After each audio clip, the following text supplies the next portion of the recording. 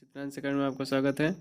जैसा कि आपको पता है, इसमें हिंदी शॉर्टहैंड की डिक्टेशन 80 वर्ड पर मिनट की बोली जा रही है, जो मानक प्रणाली में इसमें लिखा गया है आउटलाइन। और अगर आपको जो है कोई आउटलाइन नहीं आ रही है और कोई आउटलाइन छूट जाती है तो आउटलाइन हम कमेंट बॉक्स में कमेंट करके पूछ सकते हैं। तो चलिए लिखते हैं डिक्टेशन। Ready, start. महोदय, वे कार्यक्रम अंग्रेजी जानने वालों के लिए ही हैं, ऐसा भी नहीं है, आम जनता के लिए हैं।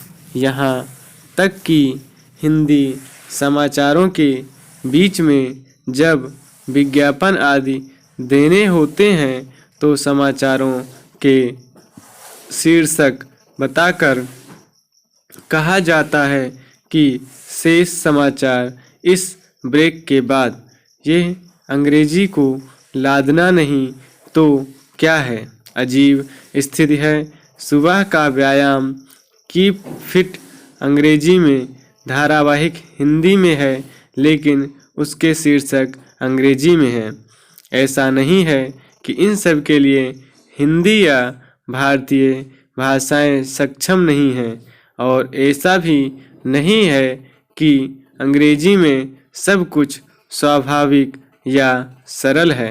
समाज में भाषा का संबंध ग्लैमर, रौब या दिखावे से जुड़ जाए और विदेशी भाषा के ज्ञान से व्यक्तित्व आंका जाए तो उससे विपरीत स्थिति ही होगी। हिंदी के पक्ष में नहीं, जनमानस की मनोवृत्ति को बदलने के साथ उच्च वर्ग की स्थिति को भी बदलना चाहिए, तभी हिंदी अपना संवैधानिक स्तर प्राप्त कर सकेगी।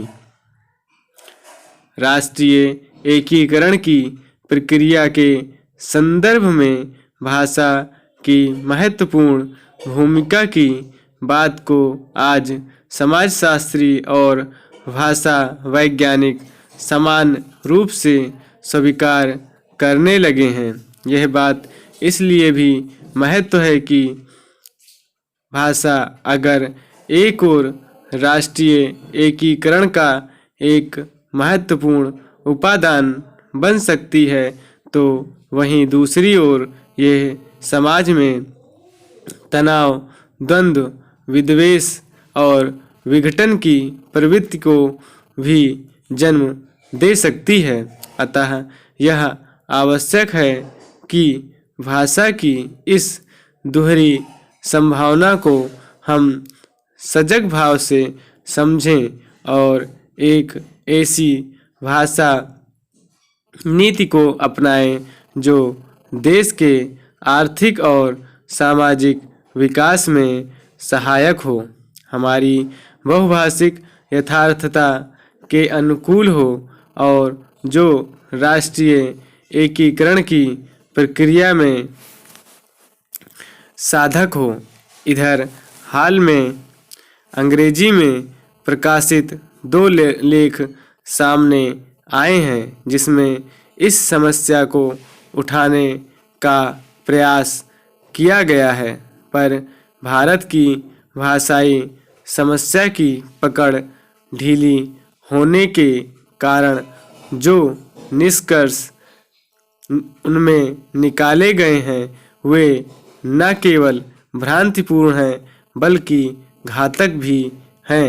इन दोनों लेखों की पृष्ठभूमि में राष्ट्रीय एकीकरण की प्रक्रिया के संदर्भ में हिंदी अंग्रेजी की भूमिका का प्रश्न रहा है।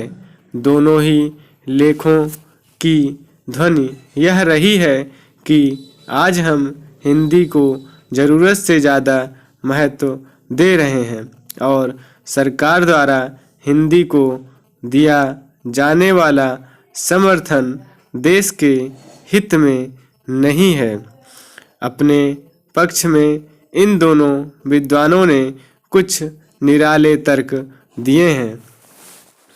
तो ये हिंदी डिक्टेशन 80 वर्ड पर मिनट की है, जिसमें आपको इसको ट्रांसक्रिप्ट करके हिंदी में ट्रांसक्रिप्ट करके आपको मैच करना है। और उसके बाद अगर कोई आउटलाइन नहीं बना पा रहे हैं या भूल गए हैं तो उसकी प्रैक्टिस कीजिए, और अगर आउटलाइन नहीं आ रही है तो उसको कमेंट बॉक्स में कमेंट करके पूछ सकते हैं। थैंक यू, धन्यवाद।